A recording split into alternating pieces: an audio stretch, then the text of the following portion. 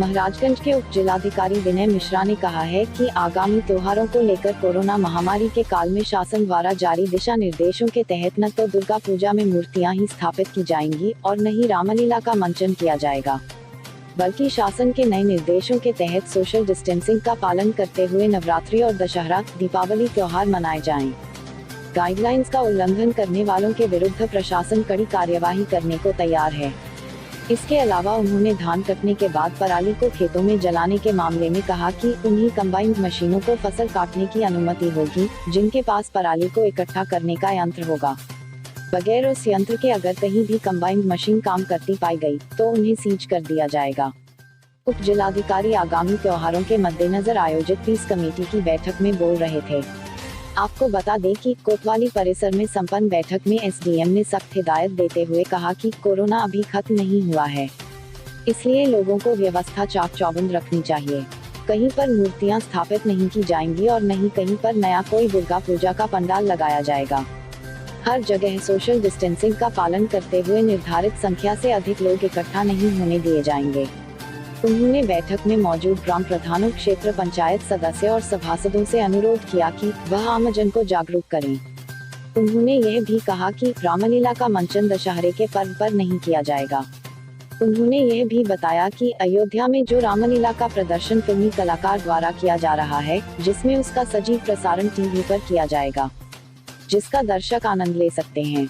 बैठक में उन्होंने चेहल्लुम के मौके पर भी सरकारी दिशा निर्देशों का पालन करने की अपील की है कि सभी ग्राम प्रधानों द्वारा अपनी अपनी ग्राम सभाओं में धान की फसल की कटाई के बाद पराली जलाने जैसी बातों का उल्लेख किया जाए। एसडीएम ने शासन आदेश का हवाला देते हुए कहा कि पराली जलाना सख्त मनाही है, इससे प्रदूषण फैलेगा, इसलिए पराली को किसी भी कीमत पर खेतों में नहीं जलाना है, बल्कि खेतों के एक किनारे पराली को एकत्र कर गड्ढे में डालकर खाद बनाना है।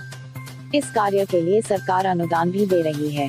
साथ ही उन्होंने उन कंबाइंड मशीन मालिकों को भी आगाह किया कि जिन मशीनों के साथ पराली को एकत्र करने का यंत्र नहीं है, वह मशीनें कटाई प्रयोग में न लाई जाए। उन्होंने पुलिस अधिकारियों को निर्देश दिया कि ऐसे कंबाइंड मशीन मालिकों की बैठक बुलाकर उन्हें सचेत कर दिया जाए कि बगैर पराली एकत्र करने वाले यंत्र के बिना मशीनें चलती मिली तो उन्हें सीज कर दिया जाएगा। बैठक में कोतवाल श्री राम, निरीक्षक अपराध असलम खान, एसएसआई प्रमोद कुमार, उप निरीक्षक जमुना प्रसाद त्रिपाठी के अलावा ग्राम प्रधान प्रतिनिधि डब्बू सिंह, ग्राम प्रधान प्रतिनिधि जयप्रकाश साहू, ग्राम प्रधान गंगाराम, ग्राम केतार, ग्राम प्रतिनिधि बल्ला सहित सभासद नूरुल हसन, विजय कुमार ढोनी, रवितोष त्रिपाठी, सतीश कुशमीश, राम कुमार यादव, श्याम लाल साहू, हाजी जियाउलहक, आसिफ कुरैशी, मोहम्मद इसरार हुसैन उर्फ कल्लू आदि मौजूद रहे। आइए देखते हैं एसके इंडिया न्यूज के लिए रायबरेली से रजनीकांत अवस्थी। मेरा अनुभव ये कहता है कि लोगों में बहुत उत्साह रहता है। कोई ऐसी रामलीला नहीं होती होगी जहाँ कम से कम 1000 की डेली भीड़ ना होती हो, और पर्व के दिन, जिस दिन दशहरा का रावण दहन वगैरह हो रहा होता है, 10,000 की भीड़ ना हो जाती है। अभी उन्हें शुगर में बात करके आए हैं, दिवाली मछुआरों में बात करके तो सब जगह यही कंडीशन है। जहाँ भी रामलीला का आयोजन अगर किया जाता है तो आप 200 की संख्या में इसको नहीं कर पाओगे, आपके पास में नहीं होगा। ठीक, फिर अन्य सभी का प्रशासन और आपके जितने कन्फर्मेशन होगा, तो ऐसी नौबत ना है। क्योंकि त्यौहार हंसी खुशी की चीज़ है, प्रसन्नता की चीज़ है, उत्साह की चीज़ है, उमंग की चीज़ है।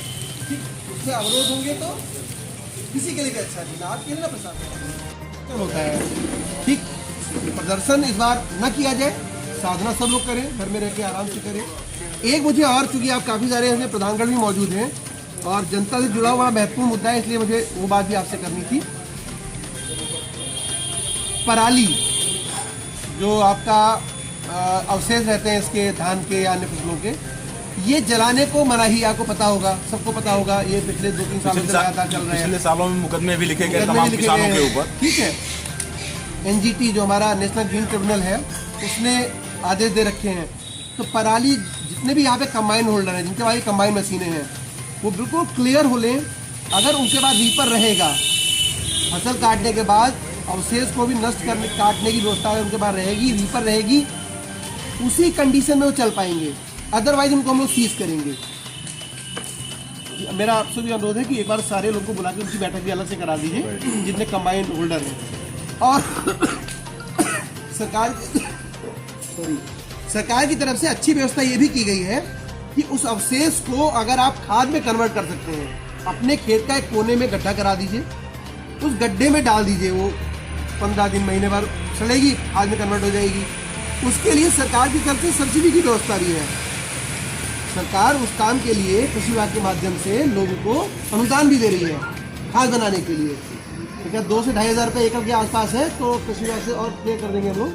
ठीक, तो मेरा सभी लोगों से रिक्वेस्ट है कि पराली खेतों में जलानी नहीं है, उसको आप काटिए, रीपर से कटवाइए और उसको खाद में कन्वर्ट कर लीजिए। आपको सरकार पैसा भी दे रही है, आपके ही हित की चीज़ है, तब भी आपको पैसा मिल रहा है। ठीक, उसका लाभ लीजिए उस योजना का, और पराली को खेत में मत जलाइए, क्योंकि जलाने की स्थिति, इसकी मॉनिटरिंग क्या होता है ना, बिल्कुल गूगल मैप के माध्यम से एक एक लोकेशन की ट्रैकिंग होती है और वहीं से फोन आता है कि आप फलाने खेत में फलानी लोकेशन पे जल रहे हैं, सैटेलाइट के थ्रू तुरंत पकड़ा जाएगा, आप बच नहीं पाओगे। मतलब जो भी होगा वो कंसर्न व्यक्ति तुरंत उसके खिलाफ मुकदमा दर्ज होगा, अन्य कार्रवाइयाँ होंगी।